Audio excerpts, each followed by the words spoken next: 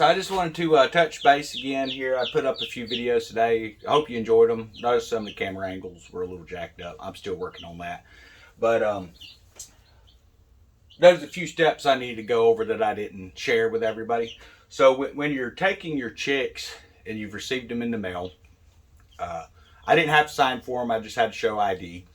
You want to listen to the box. You want to listen, see that they're peeping and things like that. If they're not, you definitely need to look inside and see if you've got a high mortality rate or something like that. I ordered 10, they send 11. A lot of times they'll send 1 or 2 extra because things do happen. Sometimes chicks die in the mail. Mine seem pretty healthy. When you're removing them from the original package, I didn't get to show this last night. It was, I don't know, probably about 5 o'clock when they called. The post office closes at 5:30. Called back, and the guy was going to be there till 8 anyway, so I was able to pick them up. But as you're removing them from the box that they come in, you want to check your bird out before you just put him in, because you want to make sure that he or she, it's kind of hard to tell at this stage, you want to make sure that they're healthy. So one of the things that you do is you just pick your bird up and you look at his butt, or where the butt's at, the vent. And you want to make sure there's no like poo. They call it pasty butt. You want to make sure it's not caked up on the vent area. Otherwise they can't poop. They can't do anything. So you want to make sure that their butts are clean.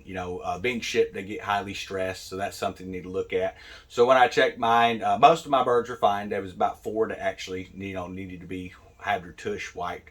It's going to be caked on. It's going to be hard. It's not a pleasant job. It's just part of owning any kind of livestock or any kind of animals. You're going to have things like my English bulldog.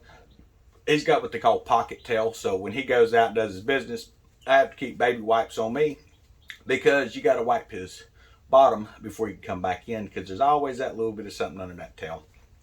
Same thing with birds. You want to check them, periodically throughout the day. You want to make sure that they're moving around the pen. These are all moving around pretty good. We'll look back in here in a minute, but I went through and checked, made sure that they didn't have any more pasty butt and stuff. And you can't get it all in the first pass. You want to just make sure the vent is clean.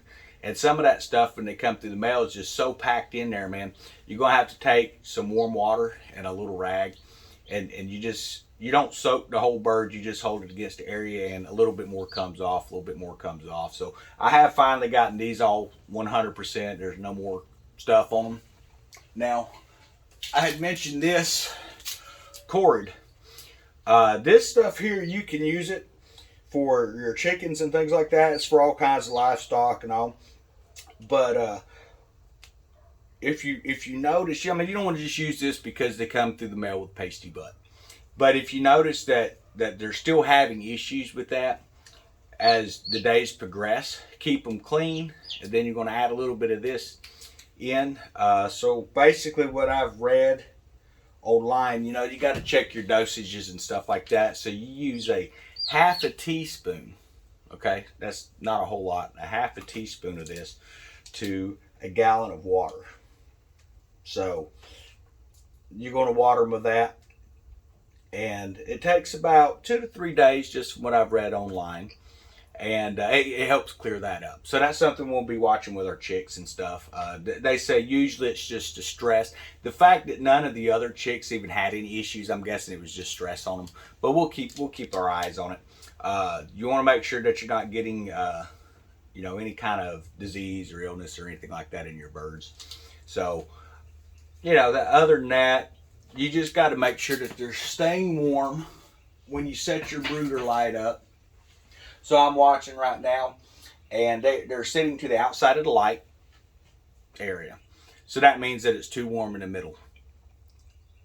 But in the evenings when we drop down, if we have a night where it say drops down to 37 or something like that again, they'll be able to get in that middle area, and they'll be plenty warm. So you want to kind of look during the day, they should be toward the outside light. If they're all huddled up under the middle of the light, where the most intense heat is during the day, and they kind of look like they're all bunching on top of each other, then you probably need to lower the light a little bit, because it's going to be kind of cooler in the evenings, and you don't want them to freeze to death while you're in sleeping. Myself, I'm up all through the night You know, I don't usually go and lay down till about 5 o'clock. I've always been a night owl. So 5 a.m. usually I'm ready to, you know, hit the hay, sleep about 5 or 6 hours, and then back up.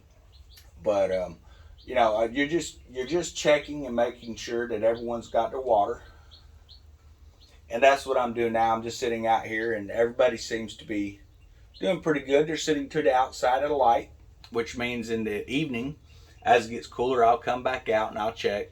And if they're huddled into the center of the light as it gets colder, but they're not shivering and they're not packed too tight, then I'm going to know that the temperature's right. Now, like I said, you know, if it's noon and you've got, you know, decent weather outside and everybody's all huddled up and they're like piling on top of each other, you definitely need to lower your light down. This brood thing that I bought in here, I'm definitely going to return it. They're not even using it.